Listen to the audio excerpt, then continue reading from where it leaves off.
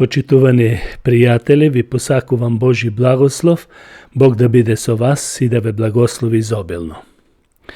Апостол Павле во второто писмо до Тимотеј, 3 глава, вели вака: А ова го знај, во последните денови ќе настанат тешки времења, зашто луѓето ќе бидат само живи, сребролюбци, самофалци, горделиви, хулители, непокорни на родителите, неблагодарни, несвети, без природна љубов, непомирливи, клеветници, невоздржани, жестоки, непријатели на доброто, предавници, избувливи, надуени, повеќе сластолюбиви, а не боголюбиви, кои имаат изглед на побожност, а се одречени од незината сила.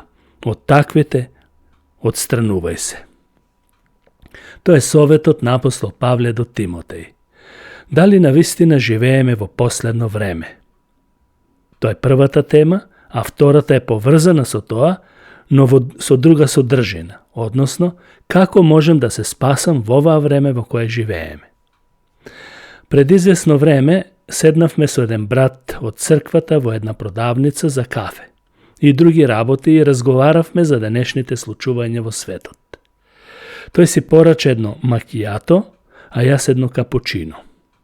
Ни беше пријатно и разговаравме.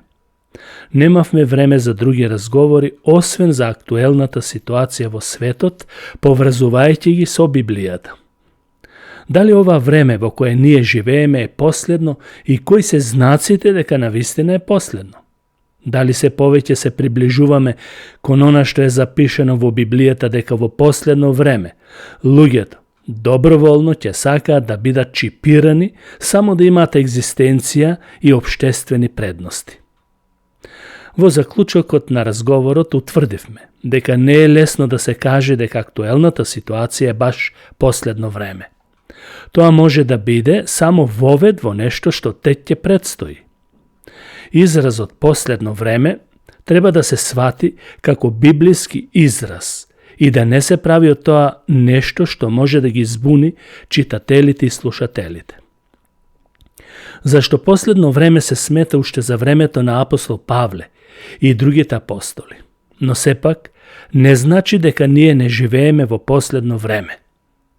Знаците дека времињата се последни е се поголемиот отпад од вистинската вера, од библиската вера. Односно, луѓето не ја сакаат, бидејќи помилуње да си го негуваат она во кое се родени, па макар спротивно на Библијата, отколку да и се починат на самата Библија. И меѓу другото му реков на братот дека тешко е да го толкуваме откровението, бидејќи има многу нешта кои се тешки за толкување. И некои си дозволуваат тоа лесно да го толкуваат и прават грешки. Но, подобро е да се каже не знам, отколку да се тврди нешто што ниту толкувачот не го знае како што треба. Но, ние да се вратиме на темата, пошто знаеме дека навистина живееме во последни времења. Ние знаеме по тоа што насекаде гледаме нарушување на вистинската вредност во која спаѓа љубовта. Љубовта, вистинската љубов, агапе љубов, се заменува со интерес. Кога љубовта недостасува, многу нешто се нарушени, се нарушуваат. Последното време може да се окарактеризира и по тоа што се повеќе има појави на лажни науки и учења. Се отврла, например, Светото Тројство. Во Библијата Бог се откри како Бог Татко, Син и Свети Дух. И се смета од противниците на Тројството дека тоа е измислено во 3 век. Напротив, Светото Тројство, Татко, Син и Свети Дух доминира или се проткајува и во Стариот и во Новиот Завет. Потоа мнозина почнаа да го одрекуваат и пеколот, како место каде што луѓето кои не се спасени вечно ќе ги испаштаат своите гревови. Или ќе трпат заради своите гревови. Одрекувањето дека не постои пекол е голем знак дека лажните учења се повеќе се шират. Последно време е и по тоа што има немири во светот, има војни Исус вели дека пред да дојде, ќе има гласини за војни, бунт помеѓу народите. И не само гласини, туку вистински војни. Потоа имаме знак за брзото ширење на содомските гревови. Од содомските гревови почна да се плашат дури оние кои не ја познаваат вистината и кои не читаат Библија. И тоа сериозно плашење. Тоа се шири со молскавична брзина. Ги освојуваат законите на државите и ги поставуваат за водачи на одредени земји и институции. Последно време е и државата Израел. Библијата вели дека сите израелци ќе се вратат во својата земја пред да дојде човечкиот син. Сведоци сме за големиот број повратници во својата земја. Еден ден ќе се врати и последниот израелец, без разлика во која земја живеел. Библијата мора и треба да се исполни. Кога велиме последно време, тоа може да трае уште 100 години, па после 100 години да дојде Исус. Штом ќе кажеме последно време, не треба да мислиме дека тоа може да се случи по 2 или 3 години, туку само ги истакнуваме знаците дека навистина се приближуваме кон последно време. Но може да значи и дека Исус ќе дојде идната година, можеби и оваа година. Иако некои проповедници си земаат за право да тврдат дека Исус ќе дојде на некој одреден датум, тие кажуваат дури и точно време за доаѓањето. Но факт е дека мнозина се излажани. Исус вели дека никој не го знае доаѓањето на човечкиот син, туку само таткото. Имајќи ги предвид сите овие нешта, нам ни преостанува да живееме во согласност со Божјата волја и да не паѓаме на погрешните толкувања кои создаваат конфузија отколку изградување во верата. Исус вели да бидеме будни и со будност да го чекаме нашиот младоженец.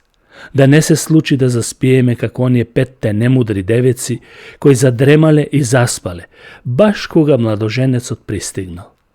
За мене будност е да се пазиш себе си од лажни учења, да живееш морално-етички живот исполнет со плодовите на Светиот Дух и да бидеш сведок на вистината.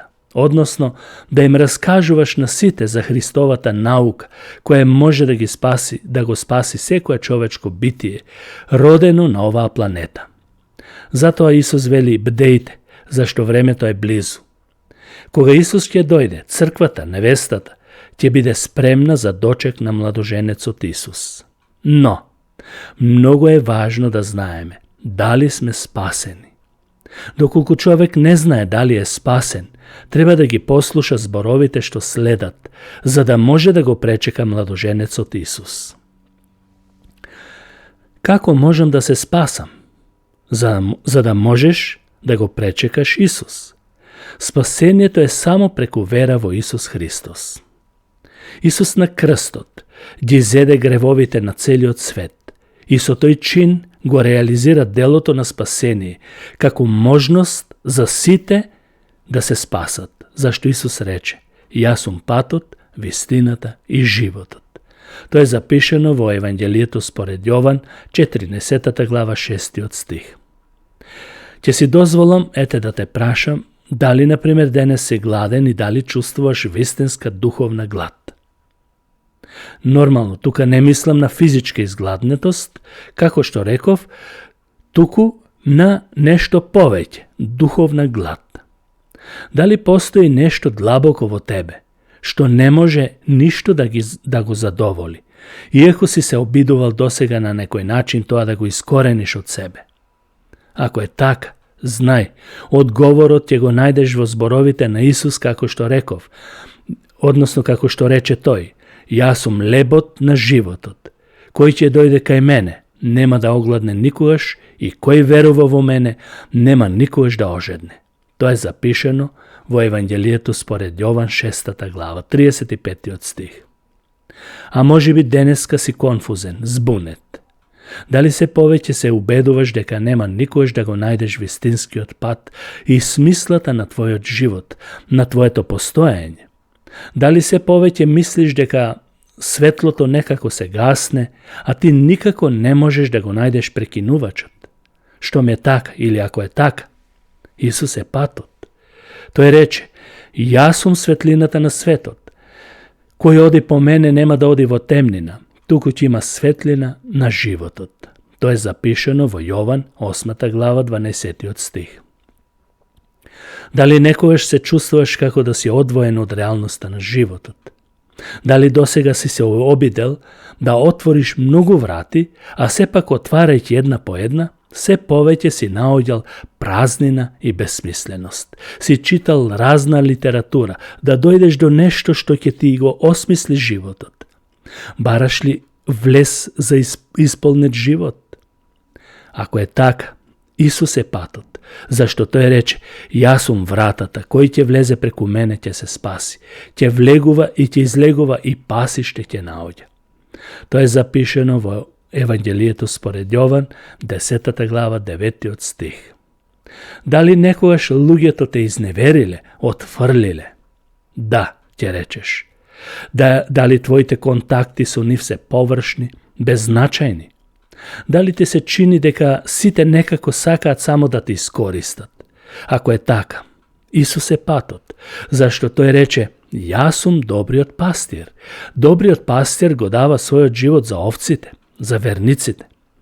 Јас сум добриот пастир, ги знам своите и моите овци ме познаваат мене. Евангелие според Јован, 10 глава, од 11 до 14 стих, тоа можете да си го пронајдете во вашите Библии. Дали се прашуваш често пати што ќе се случи после овој живот по смртта? Дали си уморен да живееш само за оние нешта кои навистина те заморуваат, знаејќи дека се распадливи и помилливи? Дали сакаш да живееш откако ќе го напуштиш ова тело, ова грешно тело, Адамово наследство? Ако е така, Исус е секојаш патот, вистината и животот, зашто тој рече, јас сум воскресението и животот, кој верува во мене и да умре, ќе живее. Евангелие според Јован, 11 глава, 25 и 26 стих. Причината зошто чувствуваш духовна глад е тоа што го немаш, можеби, изворот на животот. Не можеби, туку сигурно. Без Исус живееш во темнина. Исус може сепак да ја отстрани оваа темнина и да го задоволи копнежот на твојата душа. Исус е пријател и пастир.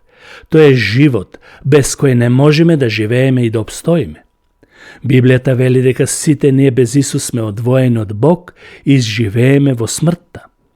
Одвоени сме заради гревот што сме го наследиле и наследиле од нашите прародители Адам и Ева и преку нашите родители. Таа одвоеност го прави животот да биде празен и бесмислен. Ние сме создадени да имаме контакт со Бог. Гревот, за жал, ни го уништи ова заедништво и затоа страдаме, болни, умираме и така натаму. Таа одвоеност не е само во овој живот, туку за цела вечност, доколку некој не го прифати Исус Христос за негов спасител. Но, ако дојдеш кај него со вера и покаяние, ова заедништво ќе се обнови и ќе станеш нова личност, наново родена. Апостол Павле за ова рече вака: зашто смртта е плата за грев, но благодатниот Божи дар е вечен живот во Исус Христос нашиот Господ. Тоа е запишено во Римјаните 6 глава, 23 стих. Како може да се реши овој проблем? Исус е патот. Тоа значи, тој ги зеде нашите беззаконија врз себе. Второ, Исус умре заради нас. Тоа е запишено во Римјаните 5 глава 8 стих. Тоа значи ја презеде казната што ја заслужуваме ние. По 3 дена тој воскресна од мртвите, докажувајќи ја својата победа над гревот и над смртта. И зошто го направи тоа? Исус самиот даде одговор на ова прашање. Никој нема поголема љубов од оваа, некој да го положи својот живот за своите пријатели. Исус умре за ние да живееме. Ако му веруваме и целосно му се предадеме, тој ќе ни ги прости нашите гревови и ќе не очисти од сите наши гревови, минати и сегашни, па и идни. Тогаш нашата духовна глад ќе биде задоволена. светлото ќе се запали и ќе имаме исполнет живот. Ќе го познаваме нашиот пријател Исус, кој е најдобар пастир, како што Давид вели во 23-тиот псалм: Господ е пастир мој, ништо нема да ме недостасува. И што е најважно, штом сме сигурни дека откако ќе умреме, ќе воскреснеме и ќе отидеме кај Него, тогаш живееме во слобода, која е вистински дар за секоја спасена душа. Зашто е напишано во Светото писмо Библијата? Зашто Бог толку го возлюби светот, што го даде својот единороден син, та секој што верува во Него да не загине, туку да има живот вечен. Нека му е слава на Господ Исус Христос. Да, ние живееме во последно време, но има излез од ова последно време. Излез преку Господ Исус Христос, спасение по смртта. Амин.